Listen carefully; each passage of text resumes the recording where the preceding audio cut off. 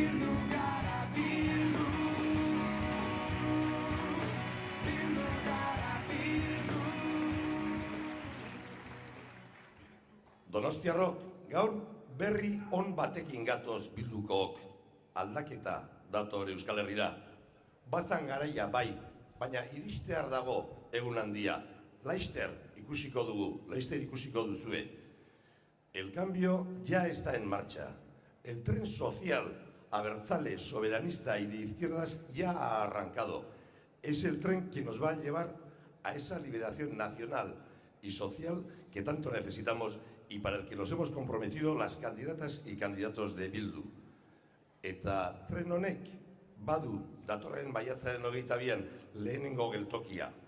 Milaka eta milaka bozkekin kalderak bete eta aurrera egiteko aukera daukagu datorren igandean. Ez da abiadura handiko trena izango, baina ez da geldoa ere. Bere martxan doan trena da. Paso a paso, sin prisas disparatadas, pero sin detenerse y sin pausas innecesarias.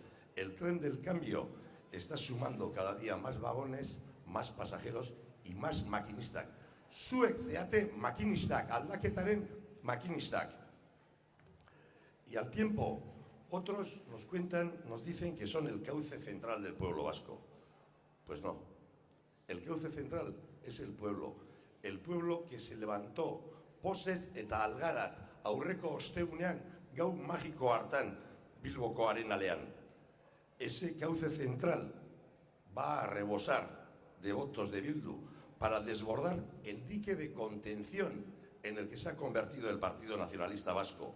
Un dique de contención construido en compañía de Zapatero para que las aspiraciones sociales y nacionales de las vascas y de los vascos queden embalsadas. Vamos a desbordar ese dique y vamos a desbordarlo, además, a pesar de esas encuestas. Vamos a hacerlo para traer el cambio social y político, para que las cosas progresen, avancen, para la normalización política de Euskal Herria, para la paz, en definitiva.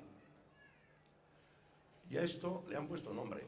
A esto ya le llaman el efecto Bildu. Un efecto que no es virtual, ni es el efecto de una gran campaña de marketing. Es el efecto real que refleja un pueblo. Herri bat martxan, herrialde bat martxan, abian, askatasunerako bidean abian. Un pueblo vivo que demanda cambios de calado, que pretende impulsar esta ocasión de oro histórica que se nos brinda, que no quiere más de lo mismo. Aspertuta gaude, erabat aspertuta gaude, Eusko Alderdi Jeltzaleak, Eusko Alderdi Sozialistak, Alderdi Popularrak, beti berdinak aspertuta gaude, eta aldaketa behar dugu. Hori da Bildu efektua.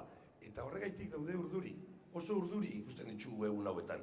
Lehen, Jesus Marik komentatu du, aurre kanpainan batu gaitezen esaten zuten.